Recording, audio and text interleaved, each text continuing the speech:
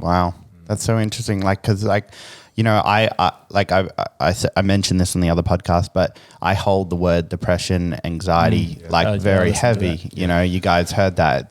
To me, it's just not something you just throw around, because when you hear stories like yours, and I'm sure we'll get to your story too, like they have so much more meaning than just I'm having a sad day. I'm sorry, buddy. Like this sucked. You know, it's a shitty day. I woke up and the sun wasn't out. Like it's a shitty day, you know?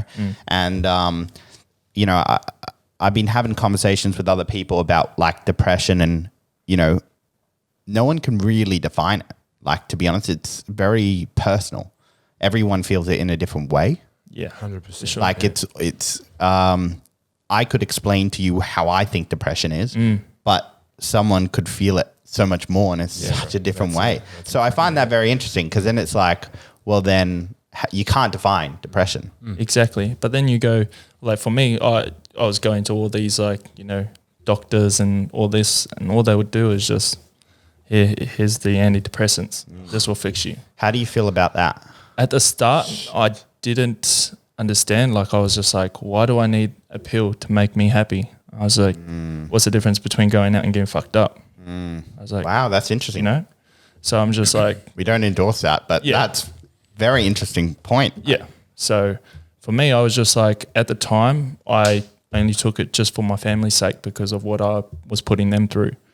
And to be honest, it did help at the time, but I've heard so many things that you're just going to get addicted to it. You're just going to numb your feelings. So, you know what, I found other ways to get rid of that. And I was just like, you know what, I don't need this pill to make me feel a certain way. And I think it's like BS that doctors have this thing that they just say, you're depressed or you've got anxiety, here's a pill to fix it. Does it go away?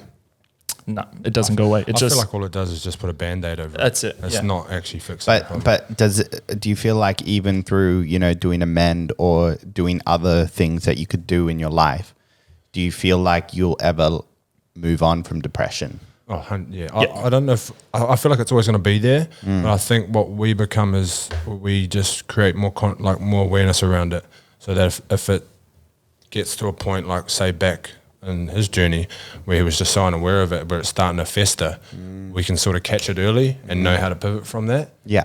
I guess that's probably the best way I can describe it anyway. Do you feel like it's something that you would need to see someone like therapist or being part of an Amend movement kind of thing? Like, because, you know, you could almost look at an Amend movement as like therapy, you know, in a way. So you could be going to a therapist and paying $200 an hour for that time, or you could be going to Amend, but it could be doing the exact same thing. Because I'm assuming that Amend is there to give you the tools as well as, you know, be there as a support group. But it's to give you the tools so that when you do start to get through, like you were talking about, when you start to feel it fester and everything like that, you know what tools to use for you to get through it and move past it and carry on with your life.